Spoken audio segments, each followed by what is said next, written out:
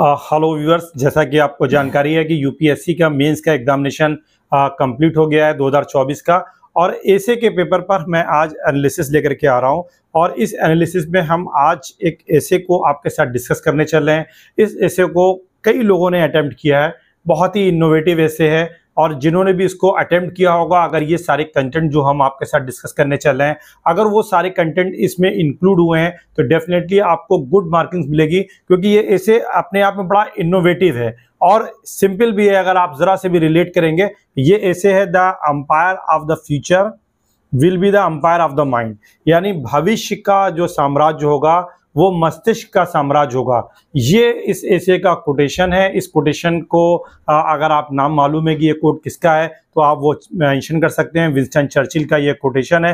लेकिन साथ ही साथ हम इसके पहले कीवर्ड को पकड़ेंगे कि कौन कौन से इसमें कीवर्ड है इंपॉर्टेंट जिनको हमें डिस्कस करना है, और फिर इसके पूरे डायमेंशन को समझने की कोशिश करेंगे कि इस एसे में किस किस कंटेंट को लेकर के आना चाहिए, ताकि इससे हमारा बहुत ही इंप्रेसिव हो जाए और ज्यादा हमारे लिए स्कोरिंग हो जाए। अगर हम बात करें तो यहाँ हमको ट्रेडिशनली अंपायर जो है इसको डिफाइन करना होगा कि एक अंपायर क्या होता है, और फिर फ्यूचर का अंपायर जो पूछा गया है कि अंपायर ऑफ द माइंड, इसको आपको इससे रिलेट करना है और बताना है कि फ्यूचर ऑफ, यानी कि जो फ्यूचर का जो साम्राज्य होगा वो मस्तिष्क का साम्राज्य होगा, तो मस्तिष्क का साम्राज्य कैसे होगा, इस चीज को हमको लेकर के आना है। और ये कोटेशन विंस्टन चर्चिल का, जैसा कि मैंने बताया है, अगर आपको मालूम है तो आप ये कोट कर दीजिएगा। और इसकी रिलेवेंस देखिए कि उन्होंने ये स्टेटमेंट कब दिया होगा। विंस्टन चर्चिल ने, ये ब्रिटेन के प्राइम मिनिस्टर थे और पीएम होने के नाते इन्होंने सेकेंड वर्ल्ड वॉर में भी पार्टिसिपेट किया, और इनका उस टाइम का स्टेटमेंट आज भी कितना रिलीवेंट है, कितना प्रासंगिक है, आप अनुमान लगा सकते हैं।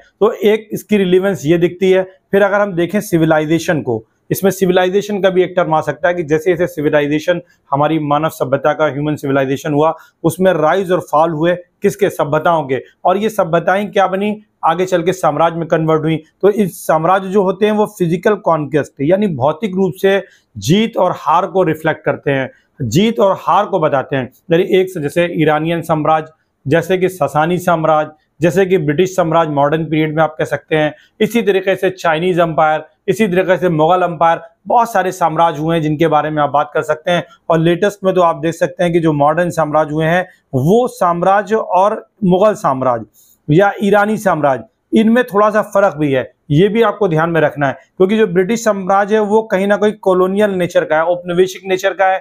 लेकिन अगर मुगल अंपायर की बात की जाए तो वो कॉलोनियल नेचर का नहीं है। लोग आए, भारत को जीता और जीतने के बाद एक अंपायर बनाया, लेकिन भारत में ही रह गए। भारत से वेल्थ का जो है बाहर नहीं जा रही है। लेकिन जब ब्रिटिश साम्राज्य बना तो वो वेल्थ बाहर भी जा रही है, इसीलिए वो उपनिवेश हो जाता है। फिर इकोनॉमिकल डोमिनेंस, यानी जब हम साम्राज्य की बात करेंगे तो उसमें फिजिकल कॉन्क्वेस्ट होगा, और उसमें एक एक्सपेक्ट जो है कॉलोनियल भी आ सकता है और कॉलोनियल नहीं भी हो सकता है। उसी तरीके से इकोनॉमिक डोमिनेंस, जैसे कि प्रेजेंट टाइम में अमेरिकन साम्राज्य जो डॉलर की जिस तरीके की इन्फ्लुएंस पूरी दुनिया की इकोनॉमी पर है, जिस तरीके से डॉलर पूरी दुनिया की इकोनॉमी को गवर्न करता है, तो वो इकोनॉमिक डोमिनेंस कहलाएगा। और मिलिट्री पावर तो साम्राज्य के साथ एसोसिएट रहती है, वो कोई भी साम्राज्य हो, कॉलोनियल हो, नॉन कॉलोनियल हो या मॉडर्न साम्राज्य हो, उन सब के साथ मिलिट्री पावर तो आपकी रहनी ही रहनी है। अब इस पावर को, यानी ये जो ट्रेडिशनल पावर है, ये किस में कन्वर्ट होने जा रही है, अंपायर्स ऑफ द माइंड, मस्तिष्क के साम्राज्य में होने जा रही है। यानी एक भौतिक पक्ष है और ये अभौतिक पक्ष है। यानी हमें ये अभौतिक पक्ष दिखाना है तो अंपायर ऑफ माइंड, माइंड किससे जुड़ा होता है, नॉलेज से जुड़ा होता है, ज्ञान से जुड़ा होता है, तार्किकता से जुड़ा होता है, रैशनैलिटी से जुड़ा होता है। अब इन चीजों के प्रयोग से जो साम्राज्य बनेंगे वो कैसे साम्राज्य कहलाएंगे, अंपायर ऑफ द माइंड कहलाएंगे। और ये इंटेलेक्चुअल कैपेसिटी को दिखाएगा, नॉलेज को दिखाएगा, क्रिएटिविटी को दिखाएगा। अब यहीं पर आप सोशल मीडिया साइट जो हैं आप दिखा सकते हैं कि किस तरीके से आज के जो साम्राज्य हैं, जैसे गूगल का साम्राज्य जो है, तो ये गूगल का साम्राज्य क्या है कि पूरी दुनिया का जो भी डाटा है वो गूगल गवर्न कर रहा है। गूगल के पास सारे आपका डाटा है। गूगल हिंदुस्तान में भी है, इंडिया में भी है, गूगल चाइना में भी है, गूगल अफ्रीका में भी है, गूगल यूरोप में भी है, गल्फ कंट्रीज में भी है। बिना गूगल पर ईमेल आप बनाए हुए है, आप गूगल के ऐप को एक्सेस नहीं कर सकते हैं। इसी तरीके से माइक्रोसॉफ्ट है तो वो भी एक आपका ज्ञान आधारित साम्राज्य है। इसी तरीके से आपके बहुत सारे साम्राज्य आपको मिलेंगे जो ज्ञान आधारित हैं। व्यापार में आप देखें अमेजॉन, ये भी आपका ज्ञान आधारित साम्राज्य है। अमेजॉन खुद कुछ नहीं बेच रहा है, अमेजॉन क्या करा रहा है, लोगों से बिकवा रहा है, लेकिन उसके पास एक ज्ञान है, उसने एक सॉफ्टवेयर बनाया है, उस सॉफ्टवेयर के जरिए से लोगों तक पहुंच रहा है और आप अपना प्रोडक्ट बेच रहे हैं, उस प्रोडक्ट का वो कमीशन लेकर के दुनिया का दूसरा और तीसरा सबसे बड़ा जो पैसे वाला व्यक्ति है वो अमेजॉन का मालिक बना हुआ है। तो ये क्या है, ये ज्ञान आधारित साम्राज्य है। अब ये मस्तिष्क के साम्राज्य की परिभाषा क्या हो सकती है, इसको आपको एक्सप्लेन करना है। अगर आप एक्सप्लेन करेंगे तो आपको मार्क्स अच्छे मिलेंगे। जैसे एम्पायर ऑफ माइंड का क्या अर्थ होगा कि शक्ति की परिभाषा अब बदल चुकी है, यानी 21st सेंचुरी की अगर बात की जाए तो हम ये बात कह सकते हैं कि शक्ति की परिभाषा, पावर की परिभाषा बदल गई है वर्तमान परिप्रेक्ष्य में। वर्तमान पर्सपेक्टिव में, प्रेजेंट पर्सपेक्टिव में अगर हम देखें तो शक्ति जो है वो सिर्फ अब फिजिकल पावर तक रिलेटेड नहीं रह गई है, मिलिट्री पावर तक सिर्फ नहीं रह गई है। क्योंकि पहले क्या होते थे, जो राष्ट्र होते थे वो भौगोलिक रूप से, ज्योग्राफिकली जो है बड़ी सेना रखते थे, पावरफुल होती थी, और उनका मालिक जो होता था वो सम्राट यानी एम्परर कहलाता था, और जहां तक उनका भौगोलिक विस्तार होता था वो उनका साम्राज्य कहलाता था। अब इस पावर का मापदंड क्या था, मिलिट्री बेस, कि आपके पास शक्ति कितनी है। लेकिन आज की जो पावर है वो क्या है, आइडियाज, आपके पास विचार कितने अच्छे हैं। जितने अच्छे आपके पास विचार होंगे उतना बड़ा आपका साम्राज्य खड़ा हो सकता है।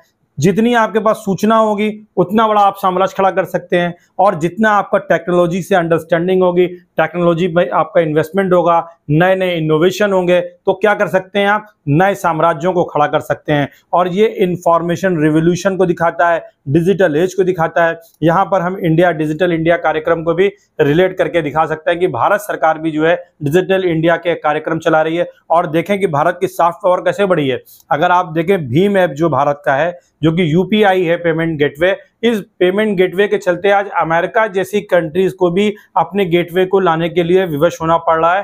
क्योंकि भारत की इस गेटवे की वजह से दुनिया में भर में जितना पैसा ट्रांसफर करने का सिंपलेस्ट वे है कि एक इलिटरेट आदमी भी जो है वो कहीं भी पेमेंट को जो है सेंड कर सकता है। वो क्या है, ये भारत का एक तरीके से फाइनेंशियल, आप अगर देखें तो इन्फ्लुएंस बढ़ रहा है, फाइनेंशियल एम्पायर भारत खड़ा कर रहा है कि दुनिया भर में जो ट्रांजैक्शन होंगे आने वाले समय में, अगर यूपीआई के जरिए से, यूपीआई पूरी दुनिया को डोमिनेट करेगा, तो यूपीआई के जरिए से न केवल हमको दुनिया भर का डाटा मिलेगा, ह्यूमन रिसोर्स का डाटा मिलेगा, बल्कि दुनिया भर में जो फाइनेंशियल ट्रांजेक्शन हो रहे हैं उन ट्रांजेक्शन के जरिए से हम अपने इन्फ्लुएंस को दिखा सकते हैं। फिर आप यूक्रेन की वार को देख लीजिए, किस तरीके से रशिया को इस पूरे सिस्टम से अलग किया गया। तो ये आपको दिखा रहा है कि मस्तिष्क का साम्राज्य क्या होता है, मस्तिष्क के साम्राज्य की क्या सीमाएं हैं, कितना वो आगे बढ़ गया है। और फिर ये इंफॉर्मेशन रिवोल्यूशन और मस्तिष्क का साम्राज्य, इससे आप जोड़ करके इसको आगे बढ़ करके दिखा सकते हैं। फिर यहाँ पर आप गूगल को दिखा सकते हैं, एप्पल को दिखा सकते हैं, माइक्रोसॉफ्ट को दिखा सकते हैं। ये सिर्फ पॉलिटिकल, ये टेक्निकल गेंट्स ही नहीं है, बल्कि इंटेलेक्चुअल एम्पायर्स हैं। गूगल जैसे मैंने ही बताया, ऐसी एप्पल है, माइक्रोसॉफ्ट है। तो ये क्या है, ये इंटेलेक्चुअल आपके एम्पायर्स हैं, यानी बौद्धिक साम्राज्य हैं। और ये कंपनियां सिर्फ पैसे ही नहीं कमाती हैं, आइडियाज और नॉलेज का भी निर्माण कर रही हैं और दुनिया को कंट्रोल भी कर रही हैं।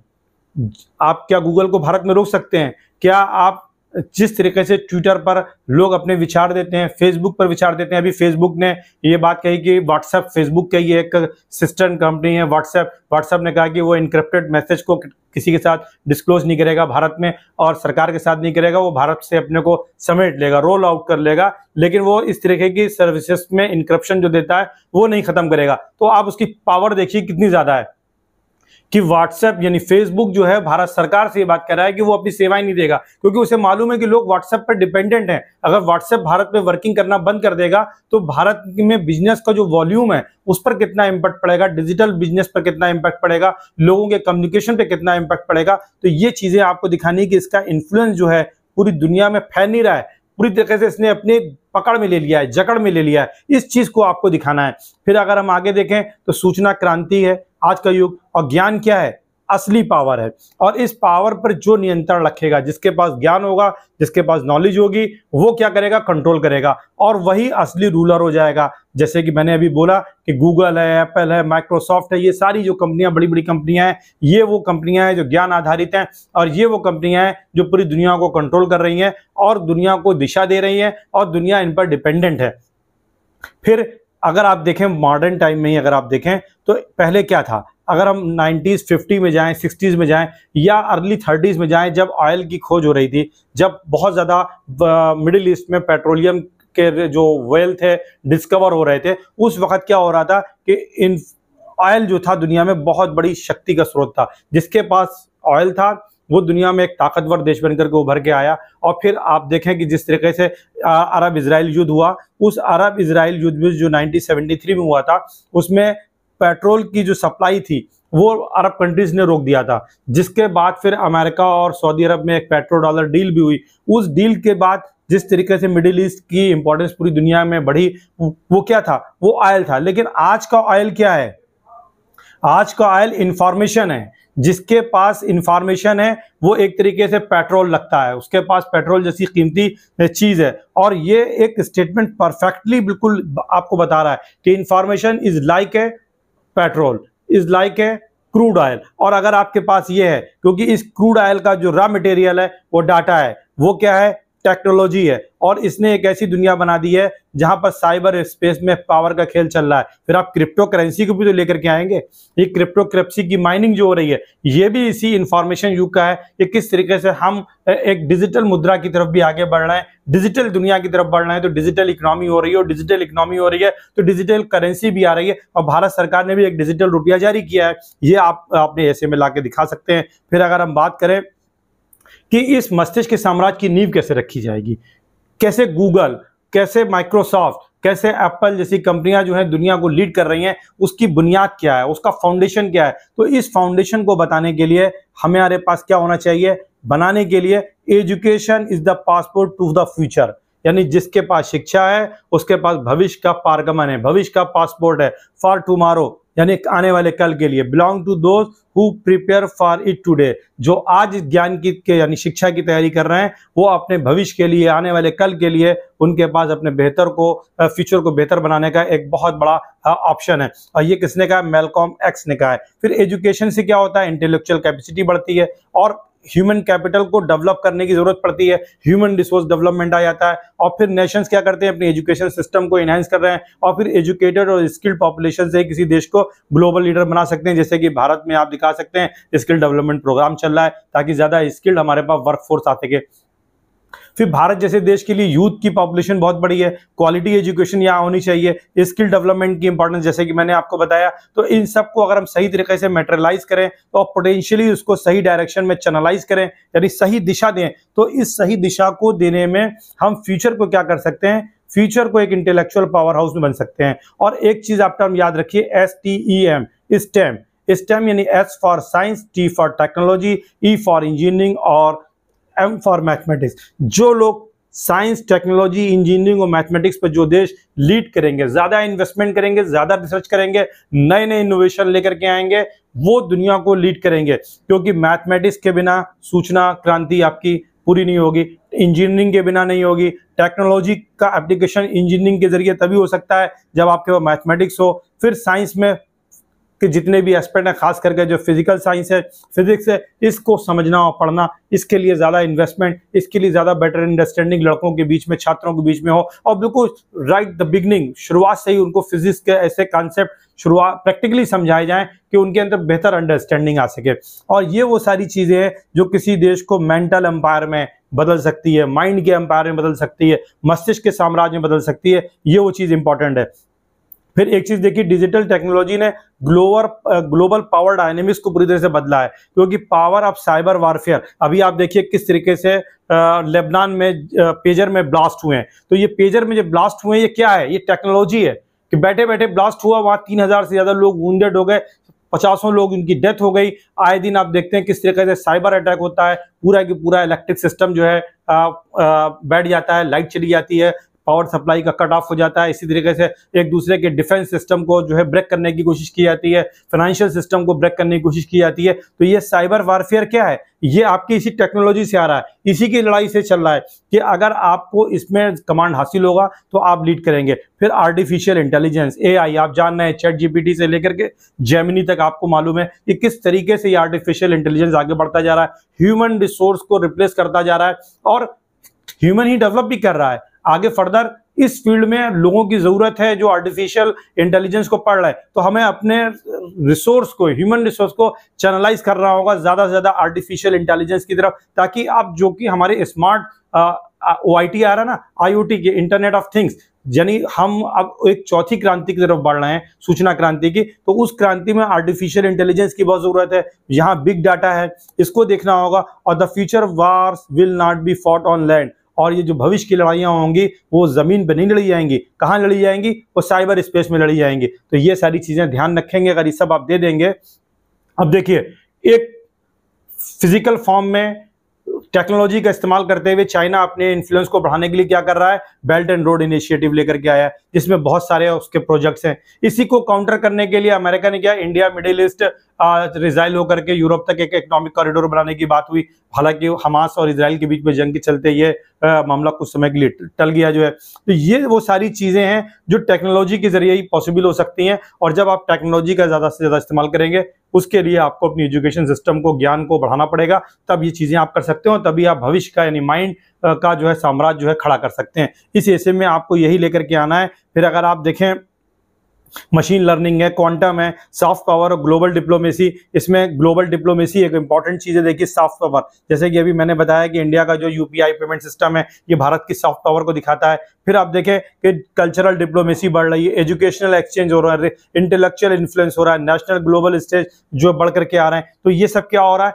ग्लोबल डिप्लोमेसी में ये चीजें उभर के आ रही हैं। आप योगा को देखिए कि यूनाइटेड नेशन ने जो है इंटरनेशनल डे डिक्लेयर किया। बॉलीवुड, हॉलीवुड, आयुर्वेदा, ये सब क्या है, ये सब इंपैक्ट डालते हैं ग्लोबल आपकी सॉफ्ट पावर के ऊपर, ग्लोबल डिप्लोमेसी के ऊपर। फिर इसी तरीके से आप universities, entertainment industry, technological innovation, ये सारी आपकी सॉफ्ट पावर को दिखाता है। लेकिन अगर हम पॉलिटिकल इन्फ्लुएंस की बात करें तो देखिए, यहाँ ये भी खतरा, इसका चैलेंज जुड़ा हुआ है। अभी आपको मालूम होगा कि जब अमेरिका में इससे पहले प्रेसिडेंशियल इलेक्शन हुआ था, तो उसमें जो है रशिया का इन्वॉल्वमेंट की बात आई थी, और वो रशिया के इन्वॉल्वमेंट पर काफी आरोप लगा था कि ट्रम्प को जिताने में रशिया के ने काफी वहां पर अपने सोशल मीडिया नेटवर्किंग साइट्स का इस्तेमाल करते हुए वहां के प्रेसिडेंशियल इलेक्शंस को जो है कहीं ना कहीं जो है मोटिवेट किया था अपने फेवर में। तो ये एक बड़ा चैलेंज आ रहा है। तो आपको ये भी चीज को ध्यान रखना है कि आने वाले जो मेंटल साम्राज्य होंगे, उसमें पॉलिटिकल इन्फ्लुएंस जो होगा थ्रू आइडियाज होगा, और इसको हम सोशल मीडिया के थ्रू स्प्रेड कर सकते हैं। सोशल मीडिया जैसे कि ट्विटर, फेसबुक, इंस्टाग्राम, और ये आपकी आइडियोलॉजी को फैलाने में महत्वपूर्ण भूमिका निभाते हैं। तो ये सिर्फ आइडियाज आपके लोकली नहीं रह जाएंगे, इनका ग्लोबल इंपैक्ट पड़ता है।